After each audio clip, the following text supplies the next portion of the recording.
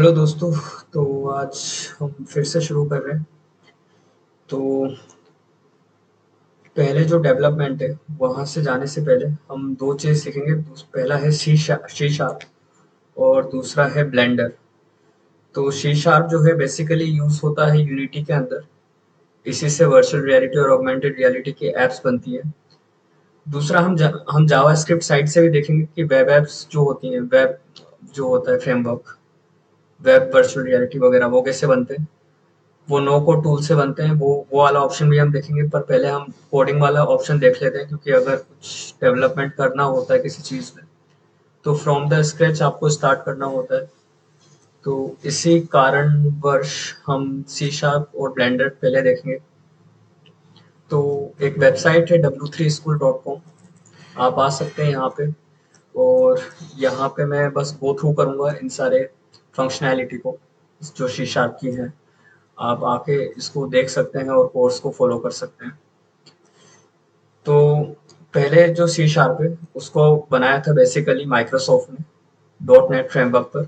और इसको बनाया जाने का जो कारण था वो था web apps, desktop application, mobile apps और गेम्स को बनाना।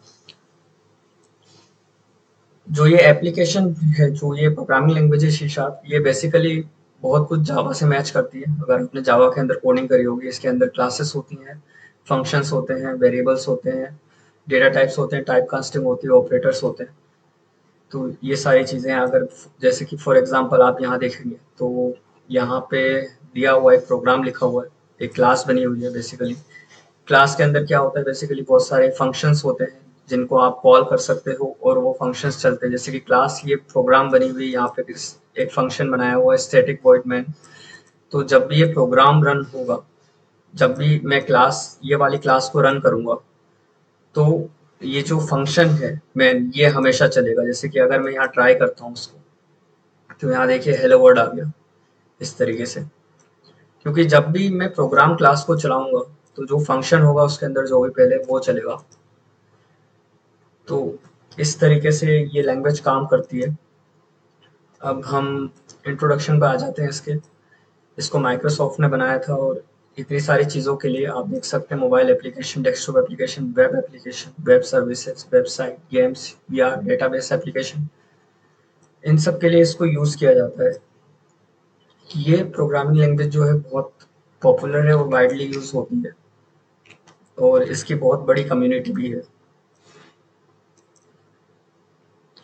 तो इसको चलाने के लिए आप विजुअल स्टूडियो डाउनलोड कर सकते हैं। यहाँ पे जाके ऐसा विजुअल स्टूडियो लिखिए और ये पर्टिकुलर आईडी आप डाउनलोड कर सकते हो।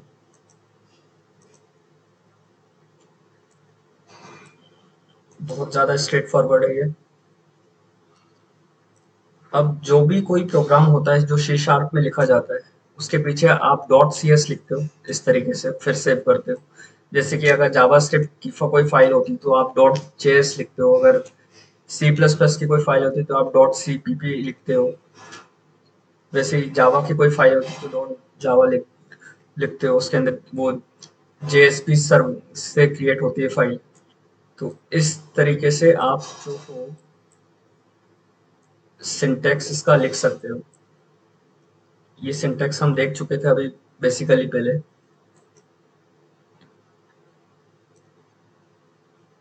अब इसके अंदर जो सबसे पहली जो चीज़ हम किसी प्रोग्रामिंग लैंग्वेज के अंदर सीखते हैं वो ये है कि कंसोल लॉग कैसे करते हैं, मतलब लॉगिंग कैसे करते हैं। कुछ चीज़ अगर देखना हो तो वो कैसे करते हैं। तो वो हम करते हैं यहाँ पे कंसोल डॉट राइट लाइन से। कंसोल डॉट राइट लाइन क्या होता है बेसिकली कि वो पर्टिकुलर जो सिंटेक्स होता है उसको शो कर देगा। जैसे कि मैं यहाँ पे लिख देता हूँ सिद्धांत, और अब मैं इसको अगर रन करूँगा तो वहाँ पे सिद्धांत आ जाएगा इस तरीके से। तो कुछ भी अगर आपको डिस्प्ले करना होता है बेसिकली तो आप कंसोल डॉट राइट लाइन का इस्तेमाल करते हो, और इस तरीके से आप शो कर सकते हो उसको कि अच्छा ठीक है, मेरी जो पर्टिकुलर इंफॉर्मेशन है जो भी मैं लिखना चाहता हूँ वो मैं लिख सकता हूँ। जैसे कि अगर मैं यहाँ कंसोल डॉट राइट लाइन लिखूँ और फिर मैं यहाँ पे लिखूँ हेलो सेल्ड, और अगर मैं दोबारा से इसको रन करता हूँ तो वहाँ पे हेलो सेड आ गया ऐसे। तो कंसोल डॉट राइट लाइन का जो मेन मोटिव होता है वो यही होता है कि आप बेसिकली दिखाना चाहते हो किसी को कुछ या कुछ चेक करना चाहते हो, तो आप जो भी इंफॉर्मेशन आप डिस्प्ले करना चाहते हो वो आप दिखा सकते हो। अब प्रोग्रामिंग लैंग्वेज में एक और बहुत बड़ा कॉन्सेप्ट होता है, वो है कमेंट्स का। क्योंकि कमेंट्स आपको करने होते हैं कुछ मार्क करने के लिए, जैसे कि बहुत बड़ा कोड आपने लिख दिया है, बहुत सारी लाइन का कोड आपने लिख दिया है, तो आप दिखाना चाहते हो इस तरीके से कि भाई देखो, ये जो है यहाँ पे मेरा नाम है, नाम लिखा हुआ है इस कोड में, कि यहाँ पे ये जो दो कोड है ये मेरा नाम लिखा हुआ है इस पे। ये आपको बताना पड़ता है सामने वाले डेवलपर को, ताकि वो जो है, ताकि जब आप जैसे कि 2 या 4 लोग मिलके आप किसी चीज़ पे काम करो, तो सामने वाले बंदे को समझ में आ जाए कि यार इस कोड का मतलब ये होता है, ये होता है। क्योंकि आपने जो कोड लिखा है उसको सामने वाले को नहीं पता कि उसका मतलब क्या है। वो मतलब समझाने के लिए आप सिंगल लाइन कमेंट्स का यूज़ करते हो, मल्टीपल लाइन्स कमेंट्स भी होते हैं, वो इस तरीके से किए जाते हैं। जैसे कि आप देख लीजिए यहाँ पे लिखा हुआ है, यहाँ पे आप मल्टीपल लाइन्स का कमेंट्स लिख सकते हो। अब आ जाते हैं सबसे इम्पोर्टेंट टॉपिक पे, वो है वेरिएबल। तो वेरिएबल क्या होता है बेसिकली, ये एक इंफॉर्मेशन को स्टोर करने के लिए यूज किया जाता है। कोई भी इंफो होती है किसी भी प्रोग्रामिंग लैंग्वेज के अंदर, उसको आप स्टोर करना चाहते हो एक पर्टिकुलर चीज के अंदर। तो जैसे कि मान लीजिए एक गिलास हो गया, उस गिलास के अंदर आप पानी डाल रहे हो, तो आपने कुछ उस गिलास में डाला, कुछ भरा, एक इंफॉर्मेशन डाली, तो उसका कुछ वेट हो गया उस गिलास का। जैसे कि अभी वेट था मान लीजिए 20 ग्राम, लेकिन आपने पानी डाल दिया 30 ग्राम का, तो आपने पानी डाल दिया 15 ग्राम का, तो टोटल वेट 35 ग्राम्स हो गया। तो इस तरीके से आप एक पर्टिकुलर चीज में इंफॉर्मेशन डालते हो।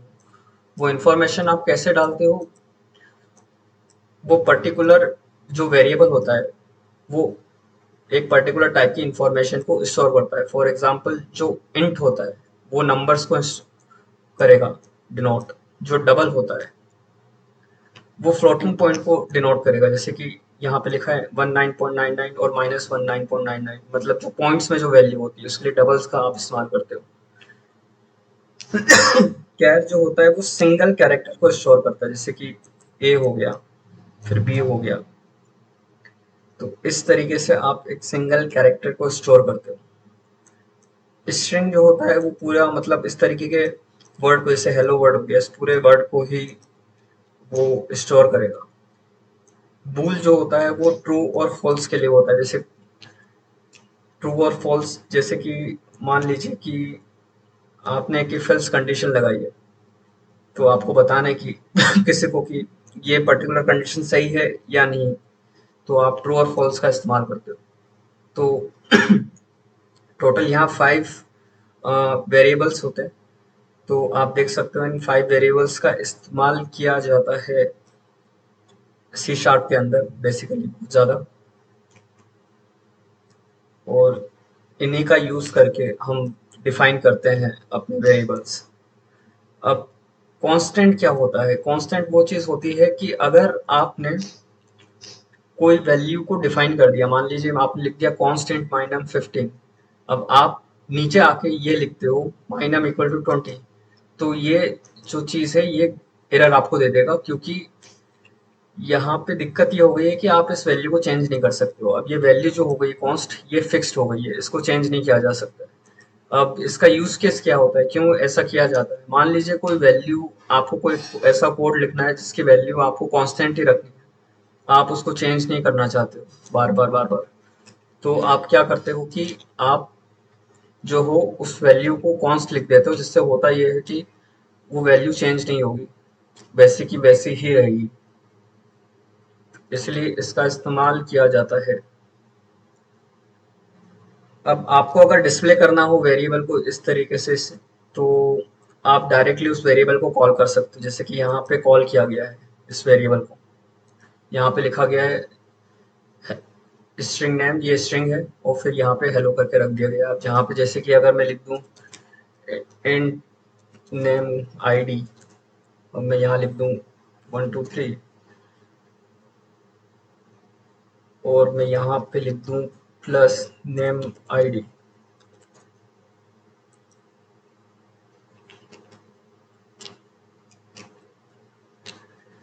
यस यस, ये एरर्स आती हैं। तो एरर्स के लिए बेसिकली आप गूगल पे जाते हो और सर्च करते हो कि क्या वो पर्टिकुलर एरर है और क्यों आई है। वो भी ज़रूरी है क्योंकि क्या होता है ना कि जब भी कोड आप करते हो तो उसमें एरर्स आना जो है वो स्वाभाविक ही होता है। मतलब वो एरर्स आएंगी आएंगी। तो बेसिकली यहाँ पे जो है, अगर मैं इसको अलग से लिखूं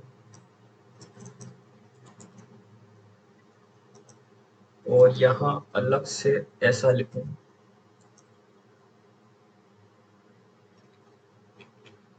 ओ तो भी एरर है। ओके, तो अब बेसिकली अगर इस तरीके से एरर आ गई है आपको और आपको सर्च करना है कि भाई ये एरर क्यों आई है, तो आपको बेसिकली यहाँ जाना है गूगल पे और आपको लिखना है जैसे कि जो भी एरर आपको आई है, how to display in C sharp, इस तरीके से अगर आप लिख दोगे और आप देखोगे, सॉरी सी शार्प, क्योंकि ये बहुत ज़रूरी होता है। क्योंकि क्या होता है ना कि सब कुछ सही नहीं हो सकता कोडिंग के अंदर। तो आपको मतलब सामने वाले की मदद लेना आना चाहिए इस तरीके से। जैसे कि यहाँ पे लिखा हुआ है कि इंटरनेट का मदद लेना आना चाहिए। जैसे कि यहाँ पे लिखा हुआ है कि आपको इस तरीके से दिखाना है, मतलब प्लस नहीं लगाना है वहाँ पे। जैसे कि यहाँ पे हमने प्लस लगा दिया था। तो अगर हम इस तरीके से दिखाएं, इस तरीके से लिखें इसको,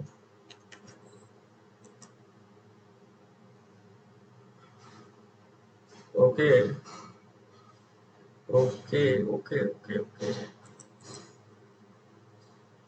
वेट।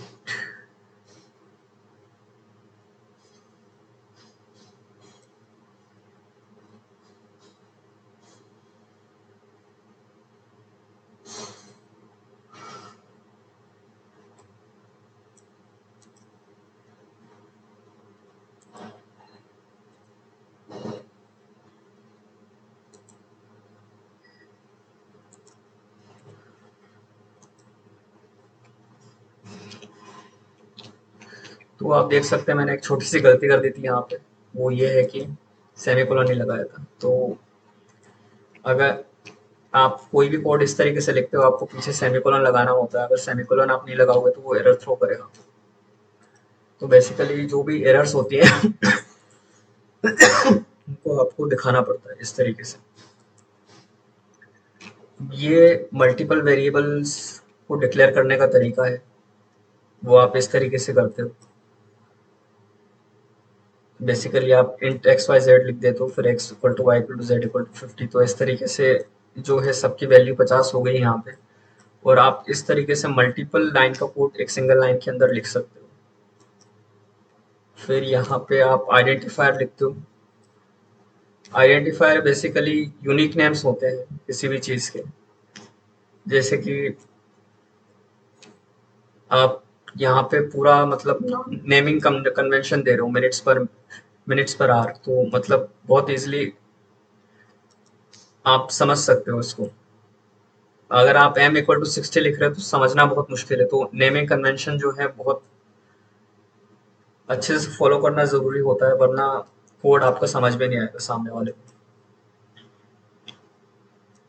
अब आप different type of data types देख सकते हो जो सी शार्प के अंदर यूज होते हैं। वो है एक इंटीजर, एक फ्लोटिंग नंबर, एक कैरेक्टर का इस्तेमाल होता है, फिर बूलियन का इस्तेमाल होता है, फिर स्ट्रिंग का इस्तेमाल होता है। ये different types of data types होते हैं जो आप इस्तेमाल करते हो। W3 स्कूल में जो लिखा हुआ है उसके हिसाब से जो आप यूज़ करते हो। तो ये एक इम्पोर्टेंट क्वेश्चन होता है इंटरव्यू में। इस टाइप के क्वेश्चंस डायरेक्टली पूछे जाते हैं। अब एक और बहुत इम्पोर्टेंट टॉपिक है प्रोग्रामिंग के अंदर, वो होता है type casting. Type casting basically ये है कि मान लीजिए एक एपीआई कॉल हुई है और वहाँ से आपको जो डेटा मिल रहा है वो स्ट्रिंग में मिल रहा है। सामने वाले ने जो कैलकुलेशन करके आपको भेजा है वो मान लीजिए उसकी आईडी उसने स्ट्रिंग में भेज दी है, लेकिन जो फ्रंट एंड एप्लीकेशन है आपको उसमें नंबर के अंदर चाहिए। तो आपको बेसिकली उसको कन्वर्ट करना होगा नंबर के अंदर जो स्ट्रिंग का है। मान लीजिए स्ट्रिंग में जो आया हुआ है वो आया है 12, 12 आ गया है, तो आपको उसको कन्वर्ट करना है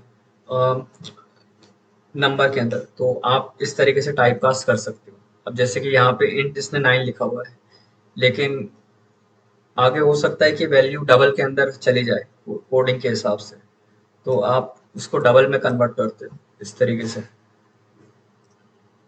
जैसे कि यहाँ डबल है तो यहाँ डबल में 9.78 है, अब इसने कास्ट कर दिया इसको इंट के अंदर, तो ये वैल्यू इसकी 9 हो गई है। तो इस तरीके से अगर कोई वैल्यू जैसे कि 9.78 है, आपको एकदम वही नंबर चाहिए, राउंड ऑफ नंबर नहीं चाहिए, आपको नंबर चाहिए कि 9 ही आना चाहिए, तो आप इस तरीके से इंटीजर के अंदर कन्वर्ट कर सकते हो।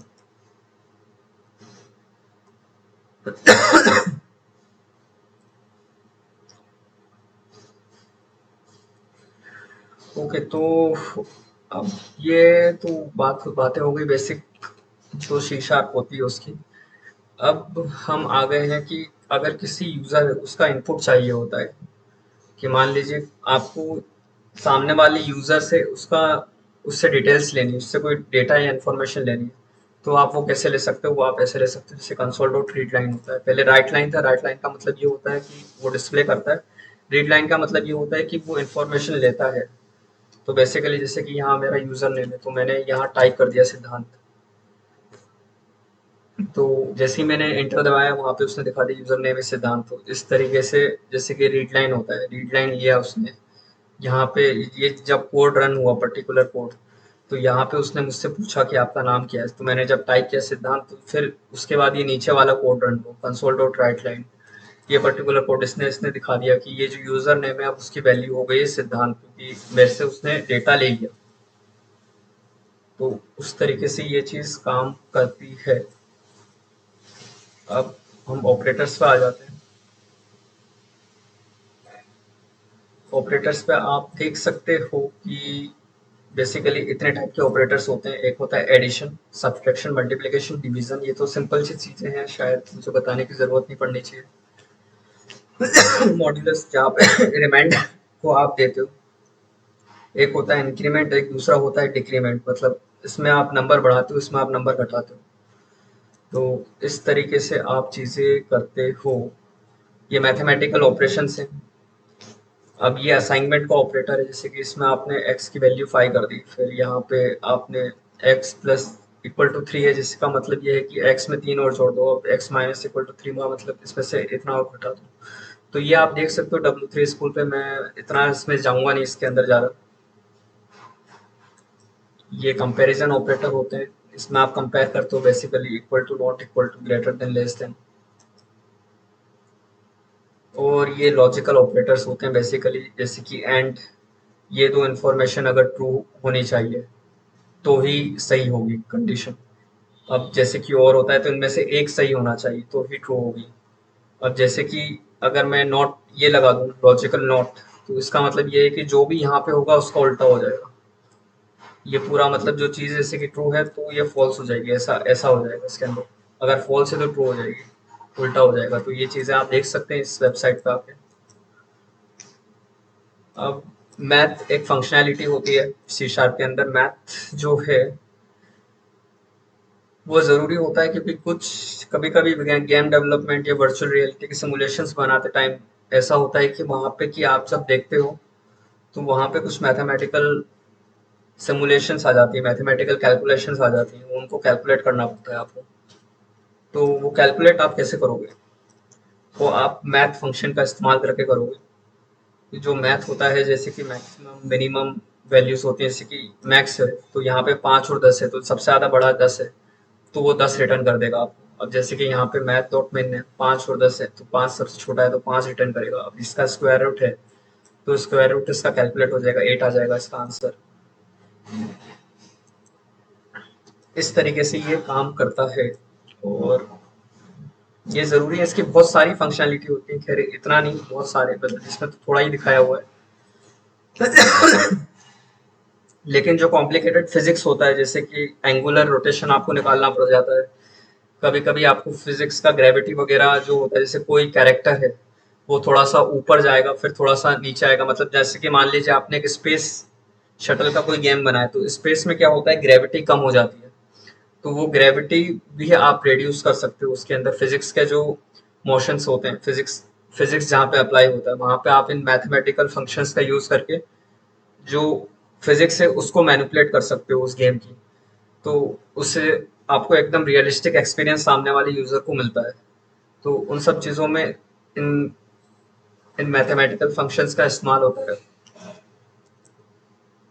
अब हम बात करते हैं स्ट्रिंग की। स्ट्रिंग बहुत इंपॉर्टेंट कॉन्सेप्ट होता है, इससे रिलेटेड इंटरव्यू में बहुत सारे क्वेश्चंस पूछे जाते हैं। अगर आप बड़ी प्रोडक्ट बेस्ड कंपनीज में जाना चाहते हो तो जब भी इंटरव्यू होता है तो एक ना एक सवाल जो है इस टॉपिक से पूछा जाता है। तो स्ट्रिंग बेसिकली क्या होता है कि कैरेक्टर्स होते हैं, नंबर ऑफ कैरेक्टर्स होते हैं, उनको आप मीट करते हो तो एक नंबर ऑफ वर्ड्स आप बना देते हो पर्टिकुलरली। इसका बहुत यूज होता है बहुत सारी इंफॉर्मेशंस को आपको कलेक्ट करने में, उनको ऑपरेट करने के अंदर। इसमें आप इसमें जो बेसिक ऑपरेशंस जो होते हैं, जो सबसे फेमस जो ऑपरेशन होता है वो कॉन्केटेनेशन का होता है, कि आप मल्टीपल वर्ड्स लेते हो, स्ट्रिंग्स के ऐसे वर्ड्स ले लेते हो और उसमें आपको ऑपरेशन करना रहता है। जैसे कि मान लीजिए कि पैलिंड्रोम आपको निकालना है, आपको नंबर ऑफ वर्ड्स उसमें कितने रिपीट हुए हैं वो देखना है, वो सारी चीजें आप इस तरह के ऑपरेशन से आप देख सकते हो। इसको आप पढ़ लीजिएगा एक बार, मैं बस आपको इसका ओवरव्यू दे रहा हूँ एक, क्योंकि इसका इस्तेमाल होता है एक्चुअली इन टेक्नोलॉजीज में मैनिपुलेशन ऑपरेशन वगैरह, एपीआई का जो डेटा आता है उन सबको एक्सेस करने में, टोकन्स वगैरह जो होते हैं या इंफॉर्मेशन आपको जो दिखानी होती है सामने लिखकर यूजर को, उन सब चीजों में इसका इस्तेमाल होता है।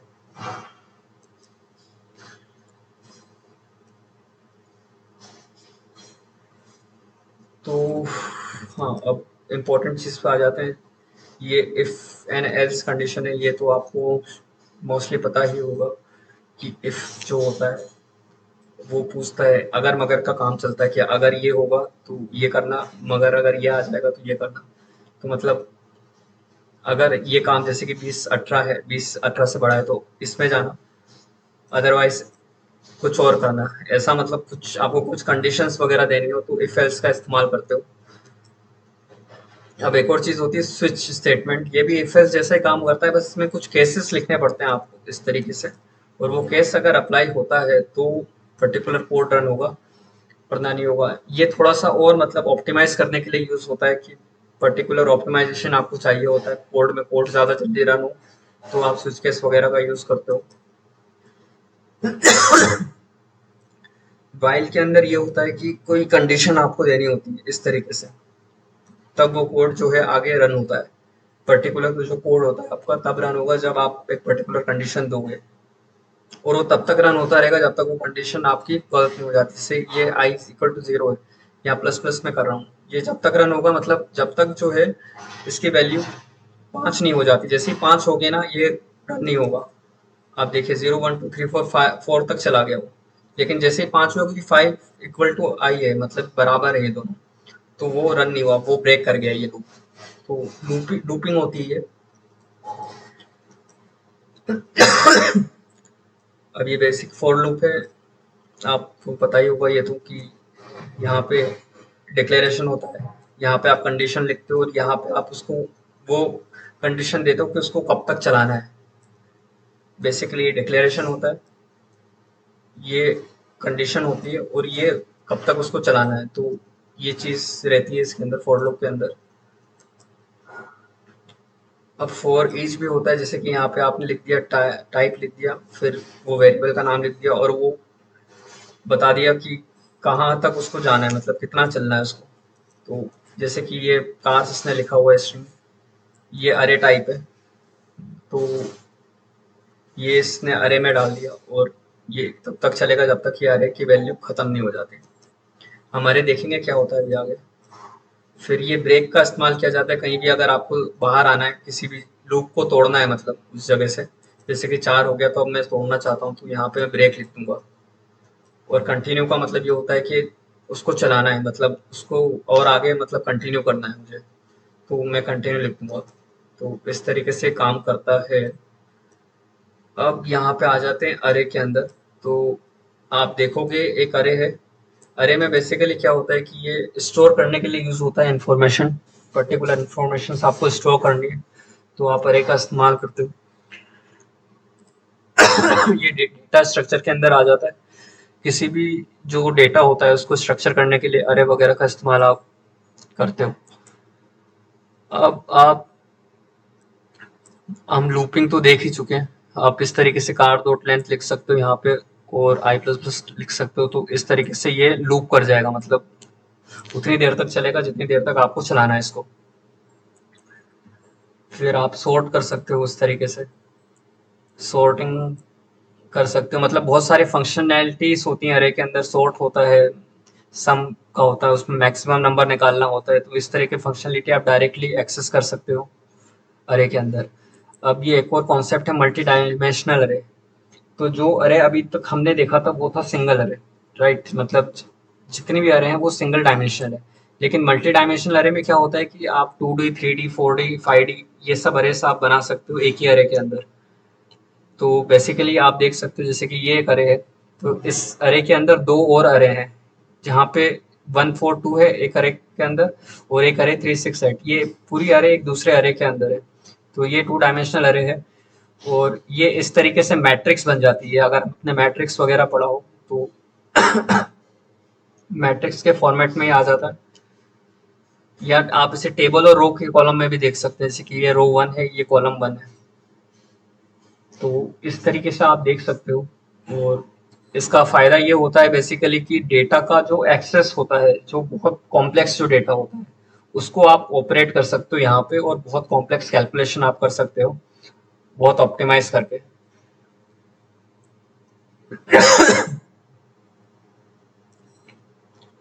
अब हम बात करेंगे सी शार्प में मेथड्स कौन से यूज़ होते हैं। जो मेथड्स हम यूज़ करते हैं बेसिकली, एक क्लास होती है, जैसे कि प्रोग्राम में क्लास है और इसके अंदर एक मेथड है। तो अगर ये क्लास का प्रोग्राम है और इसका जो ये पर्टिकुलर मेथड है, इसके अंदर जो कोड लिखा जाएगा उसको मुझे एग्जीक्यूट करना है पर्टिकुलर। जब भी मैं इसको रन करूंगा तो मुझे इस पर्टिकुलर मेथड को एग्जीक्यूट करना है, तभी तो मैं क्लास बना रहा हूँ, राइट। तो मैं इस तरीके से मतलब लिख सकता हूँ मेथड, और उसको कॉल कर सकता हूँ। अब आप देखिए, ये जब भी रन होगा, ये पर्टिकुलर मेन के अंदर जब भी रन होगा, ये मेथड जो है चल जाएगा। तो इस तरीके से मैं मेथड्स बना सकता हूँ, क्लासेस बना सकता हूँ। ये ऊप्स कॉन्सेप्ट होते हैं बेसिकली, जो कि बहुत ज़रूरी होते हैं किसी प्रोग्रामिंग के अंदर। उनका काम ये होता है कि बहुत सही ढंग से कोड को लिखना, दिखाना और ऑप्टिमाइज करना। बेसिकली ऑप्टिमाइजेशन में बहुत काम आता है, क्योंकि अगर कोड आपने बहुत लंबा लिख दिया और ऑप्टिमाइज नहीं है, तो होगा ये कि कंप्यूटेशन वो ज़्यादा लेगा, और जब कंप्यूटेशन वो ज़्यादा लेगा तो पैसे भी उसको उतने ज़्यादा ही लगेंगे, क्योंकि सर्वर जो है उतना ही ज़्यादा आपको लेना पड़ेगा। जो सर्वर का जो पावर है उतना ज़्यादा आपको यूटिलाइज करना पड़ेगा, और उतना ही ज़्यादा पैसे लगेंगे उसको सामने वाले यूज़र को दिखाने के लिए। तो कम पैसों में अगर आपको चीज़ें करनी है, तो वो कैसे कर सकते हैं, वो आप इस तरीके से ऑप्टिमाइजेशन लगा सकते हो किसी भी चीज़ के अंदर। अब आप देख सकते हो यहाँ पे कि एक मेथड मैंने यूज़ कर लिया है, वो है स्टैटिक वॉइड माई मेथड। मतलब मैंने नहीं किया, W3 स्कूल ने यूज़ कर लिया है, और यहाँ पे इसको कॉल कर लिया है बार बार बार। मतलब एक मेथड को मैं मल्टीपल टाइम्स भी यूज़ कर सकता हूँ, और इसमें आप देखिए कि मैंने एक पैरामीटर भी दे दिया एफ ने। तो ये पैरामीटर्स मतलब उसके अंदर मैं कोई इंफॉर्मेशन भी पास कर सकता हूँ। तो इस तरीके से मैं यूटिलाइज कर सकता हूँ अपने डेटा को, कि मैंने कोई डेटा उस फंक्शन में पास कर दिया, उस पर्टिकुलर मेथड में पास कर दिया, और उसको मैं यूटिलाइज करके कोई काम करवा रहा हूँ। जैसे फॉर एग्जांपल आपको आपकी मम्मी ने घर पे बोल दिया कि भाई आज दाल लेकर आ जाना बाहर मार्केट से जाके। तो आपको एक काम दे दिया गया, आपको एक इन्फॉर्मेशन दे दी गई कि अब भाई आपको जो मार्केट है जाके एक दाल लेके आनी है। तो दाल वो डेटा हो गया जो आपके दिमाग में फीड हो गया, और आपकी बॉडी ने वो काम कर दिया। तो इस तरीके से आपकी बॉडी एक क्लास हो गई। जो आपका काम जो था वो डिफाइन कर दिया गया है कि भाई आप मार्केट जाइए, तो वो एक फंक्शन हो गया आपका। तो आप जाते हो, वो एग्जीक्यूट करते हो, वो दाल जो है वो डेटा हो गया आपका। तो इस तरीके से जो है ये चीजें काम करती हैं। मतलब मैं रेफरेंस दे रहा हूँ आपको।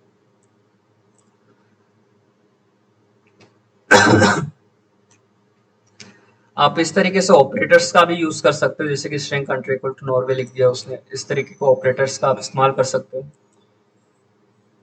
फिर आप वैल्यू को रिटर्न्स भी करा सकते हो, वहां से रिटर्न करा दिया आपने। अब एक और चीज होती है नेम्ड आर्ग्यूमेंट्स, जो जैसे कि मेरे को एक टाइप, मतलब मेरे को यहाँ स्ट्रिंग ही चाहिए, मुझे यहाँ पे नंबर नहीं चाहिए। अगर आप नंबर दोगे तो मुझे एरर आ जाएगी यहाँ पे। जैसे कि उससे जो मेथड बनाया है यहाँ पे, my method child one child two child three, तो यहाँ पे एक जो है मुझे स्ट्रिंग ही चाहिए, एक नंबर नहीं चाहिए यहाँ पे। तो इस कारणवश यहाँ पे जो चीज करी गई है कि यहाँ पे डिफाइन कर दिया गया है, इसको बेसिकली एक और चीज बोलते हैं इनकैप्सुलेशन। बेसिकली मुझे वही डेटा चाहिए और उसी का इस्तेमाल करूंगा मैं, पर्टिकुलर दूसरा डेटा को एक्सेस नहीं मैं दूंगा। जैसे कि मान लीजिए आपके घर में एक, घर नहीं, एक ऑफिस ले लिया आप, कोई ऑफिस है, आईटी कंपनी है, वहां पे एक सर्वर रूम है, तो सर्वर रूम का एक्सेस जिसको होगा ना, वही बंदा सर्वर रूम के अंदर जाएगा। दूसरा कोई बंदा सर्वर रूम के अंदर नहीं जा सकता, उसके पास क्योंकि कार्ड नहीं है, एक्सेस नहीं है। तो अगर वो एक्सेस नहीं है आपके पास, तो आप उस जगह पे नहीं जाओगे मतलब। तो वो वाली बात होती है। अब एक और चीज होती है यहाँ पे कि मेथड ओवरलोडिंग।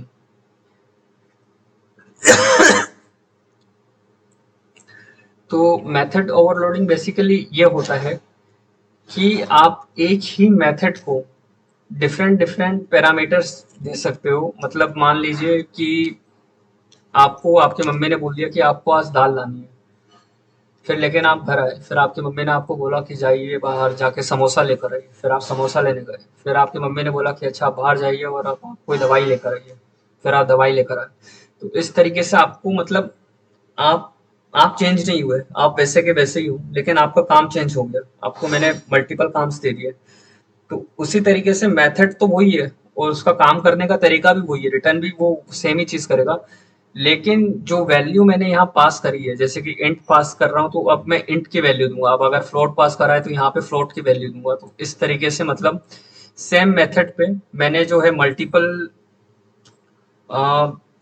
वैल्यूज दे दी, मल्टीपल डेटा टाइप्स दे दिया। अगर ये कंफ्यूजिंग लग रहा है तो आप कमेंट कर सकते हैं वीडियो पे, मैं आपको समझा दूंगा, वहाँ एक्सप्लेनेशन कर दूंगा आपकी। तो आप देख सकते हो इस तरीके से कि मतलब नाम चेंज नहीं हो रहा, लेकिन उसने काम मतलब वही किया है, इस तरीके से।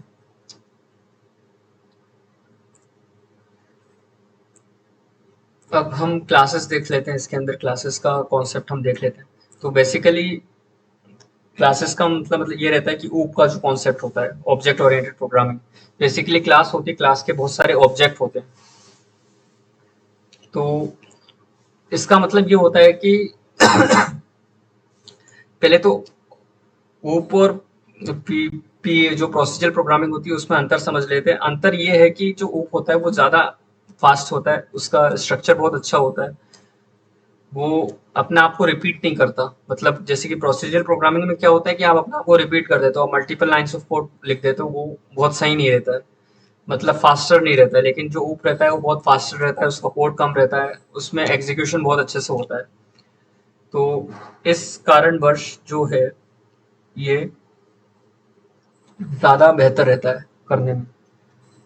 तो आप देखिए यहाँ पे जैसे कि मैंने एक क्लास बना दी है फ्रूट, फिर मैंने उसके ऑब्जेक्ट्स बना दिए एप्पल, बनाना, मैंगो। अब मैंने यहाँ एक क्लास बना दी है कार, फिर मैंने उसके ऑब्जेक्ट्स बना दिए वोल्वो, ऑडी, टोयोटा। तो इस तरीके से जो है क्लासेस मैंने बना रखी हैं।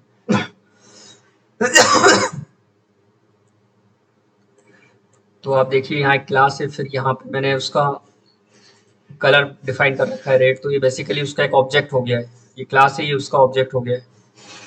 यहाँ पे वेरिएबल लिखा हुआ है लेकिन बेसिकली वो उसका एक ऑब्जेक्ट है।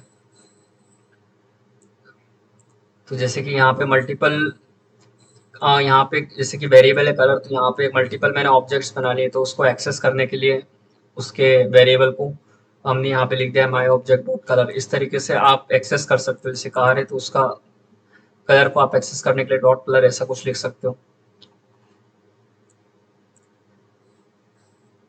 फिर आप जो हो यहाँ कलर आपने डिफाइन कर दिया, फिर स्पीड आप दिखा दिखा सकते हो। जैसे कि कोई क्लास है उसका कलर रेड है, मैक्स स्पीड 200 है, तो यहाँ पे आप फंक्शन भी बना सकते हो।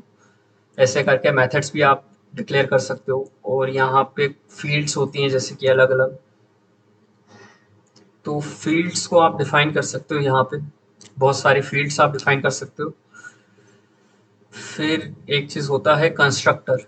कंस्ट्रक्टर क्या होता है बेसिकली कि जैसे कि वो एक स्पेशल मेथड होता है जो ऑब्जेक्ट्स को इनिशियलाइज करने के लिए काम आता है। जैसे कि मैंने यहाँ पे लिख दिया, एक फील्ड बना दी मॉडल, ठीक है, इस तरीके से। फिर मैंने एक वैल्यू ली यहाँ पे कार की, पब्लिक किया इसको, और यहाँ पे मैंने वैल्यू लिख दी इस मॉडल की मस्टैंग। तो अब मैंने यहाँ पे ऑब्जेक्ट डिक्लेयर किया कार का, और फिर मैंने उस कार का मॉडल यहाँ पे इस तरीके से प्रिंट कर दिया। मतलब ये जो फोर्ड है, ये पर्टिकुलर फोर्ड है, फोर्ड डॉट मॉडल कर दिया, तो यहाँ पे मस्टैंग प्रिंट हो जाएगा बेसिकली। तो कंस्ट्रक्टर को बेसिकली कॉल करने के लिए आप क्लास को ही कॉल करना रहता है, तो वो कंस्ट्रक्टर कॉल हो जाता है वहाँ पे। फिर यहाँ पे आ जाता है एक्सेस ऑफ मॉडिफायर। तो यहाँ पे अगर आप क्लासेस, फील्ड्स और मेथड को लेना चाहते हो, मतलब उनकी वैल्यू सेट करना चाहते हो, जैसे कि किसी चीज़ को अगर मैंने पब्लिक कर दिया तो वो पब्लिक हो जाएगा, मतलब सबके लिए सभी एक्सेस कर सकते हैं। अगर किसी चीज़ को प्राइवेट कर दिया तो बस वो उसी क्लास के अंदर यूज होगा, बाहर यूज नहीं होगा। अगर आप उस क्लास से बाहर उसको इस्तेमाल करोगे तो एरर थ्रो कर देगा। वो प्रोटेक्टेड अगर कर दिया मैंने, तो प्रोटेक्टेड के अंदर ये होता है कि जो इनहेरिट करेगा क्लास, वहां तक वो एक्सेस किया जाएगा। अगर इनहेरिटेंस नहीं है वहां पे, मतलब इनहेरिटेंस के बाहर अगर आप एक्सेस करने की कोशिश करोगे तो आपको एरर थ्रो हो जाएगी। और ये एक और चीज होती है इंटरनल, इसका इतना यूज नहीं हम करेंगे। आप ये तीनों चीजें याद रखना। ये तीन चीज काफी यूज होती है। एक तो प्राइवेट होता है, प्राइवेट बस उसी क्लास के अंदर यूज होता है। प्रोटेक्टेड क्या रहता है कि जो इनहेरिटेंस होता है, अगर यहाँ प्राइवेट को आप इनहेरिटेंस के अंदर भी इस्तेमाल करने की कोशिश करोगे तो आपको एरर थ्रो कर देगा। इनहेरिटेंस का मतलब हम आपको नेक्स्ट सेक्शन में बताएंगे क्या होता है। अब आप प्रॉपर्टीज देखिए इसकी। इनकैप्सुलेशन, तो इनकैप्सुलेशन का मतलब ये होता है कि डेटा को हाइड करना, उस पर्टिकुलर इंफॉर्मेशन को हाइड करना। जैसे कि डेटा जो है आप उसको हाइड करना चाहते हो, तो इनकैप्सुलेशन का इस्तेमाल उसके अंदर होता है।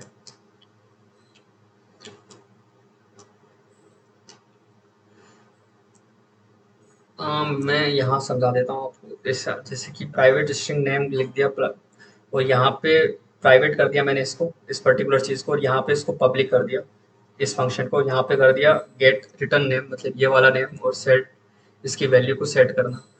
तो पर्टिकुलर चीज़ जो ये हुई है यहाँ पे कि हमने एक तरीके का मतलब इनकैप्सुलेशन कर दिया। मतलब इस डेटा को इसी पर्टिकुलर क्लास के अंदर आप जो है एक्सेस कर पाओगे। अगर इससे बाहर आप करने की कोशिश करोगे, जैसे कि माई ऑब्जेक्ट डॉट नेम की जगह कोई दूसरी क्लास बना दी मैंने, यहाँ पर्सन वन क्लास बना दी, और पर्सन वन से फिर मैंने उसको एक्सेस करने की कोशिश करी, तो मुझे एरर थ्रो हो जाएगी। अब इनहेरिटेंस का मतलब ये होता है बेसिकली कि एक क्लास है, दो क्लासेस हैं पर्टिकुलरली।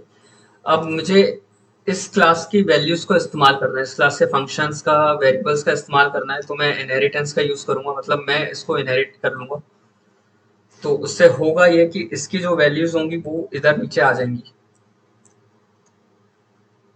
मतलब मैं दो, एक जो पहले ऊपर वाली जो क्लास है, जैसे व्हीकल की क्लास है, तो मैं उसकी चीजें यहाँ भी यूज कर सकता हूँ, कार के अंदर भी यूज कर सकता हूँ। अब आप बोलोगे कि एक क्वेश्चन ये पूछोगे कि अगर मैं प्राइवेट कर दूं यहाँ पे एक वेरिएबल, और फिर जो इनहेरिटेंस, जैसे कि व्हीकल के अंदर एक वैल्यू मैंने प्राइवेट कर दी और इनहेरिटेंस का इस्तेमाल किया मैंने इस कार के अंदर, तो क्या वो इनहेरिटेड वैल्यू इसका मैं इस्तेमाल कर सकता हूँ यहाँ पे? नहीं, आप नहीं कर सकते। वहां पे एरर आ जाएगी, क्योंकि प्राइवेट का मतलब ही यही होता है कि वो पर्टिकुलर वैल्यू उसी पर्टिकुलर क्लास के अंदर का इस्तेमाल किया जाए उसको, उससे बाहर आप यूज नहीं कर सकते। आपको जो वर्ड यूज करना है वहां पे वो है प्रोटेक्टेड, क्योंकि प्रोटेक्टेड के अंदर क्या होता है ना कि आप जो हो उस पर्टिकुलर जो प्रोटेक्टेड जो मतलब पर्टिकुलर इनहेरिटेड जो क्लास है वो प्रोटेक्टेड डेटा को इस्तेमाल कर सकती है, अदरवाइज आप यूज नहीं कर सकते उसका। पॉलीमॉर्फिज्म होता है एक एक ऊक का बहुत इंपॉर्टेंट कॉन्सेप्ट है। इसके अंदर बेसिकली ये होता है कि उसके बहुत सारे मतलब निकाले जा सकते हैं। जैसे कि कोई कोड है और उस कोड को आपको इनहेरिट करना है किसी और दूसरे कोड में।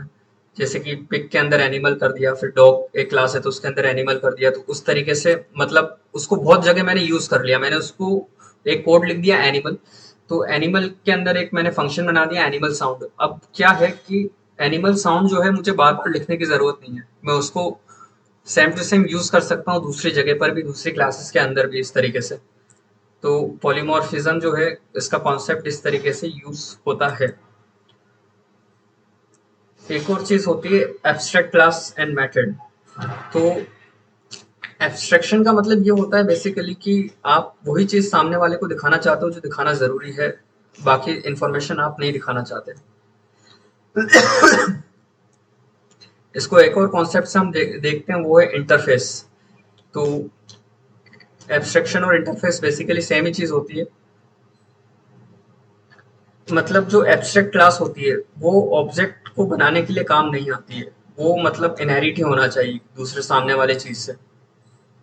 बिकॉज अगर आप इस तरीके से एब्स्ट्रैक्ट क्लास जो है जो क्लास है उसको अगर आप उसका ऑब्जेक्ट बना के यूज करने की कोशिश करोगे तो वो एरर दिखा देगा।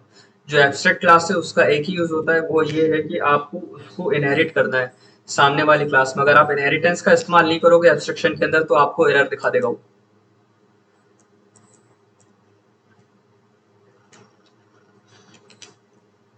तो इंटरफेस का मतलब बेसिकली वही होता है कि वो एब्स्ट्रैक्ट क्लास होती है और उसके अंदर सारे के सारे जो वेरिएबल होते हैं वो एब्स्ट्रैक्ट होते हैं। बस एब्स्ट्रैक्ट क्लास के अंदर आप सारे के सारे वेरिएबल एब्स्ट्रैक्ट हों ये जरूरी नहीं है, आप पब्लिक वेरिएबल का इस्तेमाल भी कर सकते हो। सो हाँ, अब एक और चीज होती है इनम। इनम क्या होता है कि यहाँ पे आप जो हो एक ग्रुप दिखाए थे जो कि कांस्टेंट है, मतलब वो ग्रुप जो होगा इनम के अंदर वो चेंज नहीं किया जा सकता। अगर चेंज करोगे तो एरर दिखाएगा आपको। तो वो जो चीज़ होती है वो ओनली रीड ओनली वेरिएबल्स के लिए ही इस्तेमाल किया जाता है। मान लीजिए आपको कुछ दिखाना है वैल्यू, कुछ इंस्ट्रक्शन वगैरह देने, आप इंस्ट्रक्शन बार बार तो आप चेंज करोगे नहीं। तो जब बार बार आप चेंज नहीं करोगे उसको तो आप एक ही सेम कांस्टेंट वैल्यू आप उसको दिखाओगे। तो इनम का इस्तेमाल इसलिए होता है। अब एक और चीज़ यहाँ पे होती है फाइल्स। फाइल्स बेसिकली वो होती हैं जो आपको, जैसे कि टेक्स्ट फाइल हो गई, वीडियो फाइल हो गई, पीडीएफ हो गए, आपके वर्ड हो गए, इन सब के साथ आपको काम करना है तो आप इन तरह की फाइल्स का इस्तेमाल करते हो। कोई फोल्डर वगैरह आपको क्रिएट करना है, मान लीजिए कोई टेम्प फोल्डर आपको क्रिएट करना है, वहां पे वैल्यू आपको डालनी है तो आप फाइल्स का इस्तेमाल करते हो। तो इस तरीके से फाइल्स जो है आप इस्तेमाल करते हो। फिर आते हैं exception handling. Exception handling basically वो कॉन्सेप्ट होता है प्रोग्रामिंग लैंग्वेजेस के अंदर कि आपको कोई अगर गलती हो गई, मान लीजिए कोई एरर आ गई, तो आप एक स्टेटमेंट लिख दो और वो एरर हैंडल हो जाए। मान लीजिए आप कोई एपीआई कॉल कर रहे हो और 404 की एरर आ गई आपको, तो 404 एरर पे आप मान लो कि कुछ दूसरा एक्शन आप दिखाना चाहते हो, आप एक मैसेज दिखाना चाहते हो, क्योंकि वो मैसेज अगर आपने नहीं दिखाया तो होगा ये कि वो मैसेज ना दिखाने की वजह से कोड आपका ब्रेक कर जाएगा। तो कोड ब्रेक ना हो, वहां पे कुछ फ्लो मेंटेन रहे पूरा का पूरा, उसके लिए आप जो हो ट्राई और कैच का इस्तेमाल करते हो। तो वो भी बहुत ज़रूरी है। मतलब ट्राई और कैच का इस्तेमाल बेसिकली कोड का जो फ्लो है उसको ब्रेक नहीं होने देता। तो ये सारी चीज़ें थी सी शार्प के अंदर और हमने देख लिया। ये वेबसाइट पे आप चले जाइए और ये सब सारे जो कॉन्सेप्ट हमने अभी गो थ्रू किए हैं ये आप एक बार पढ़ लीजिए, क्योंकि ये आगे काम आएंगे कोर्स के अंदर एप्लीकेशंस वगैरह बनाने पे। सो आज के लिए इतना ही दोस्तों, thank you, have a nice day.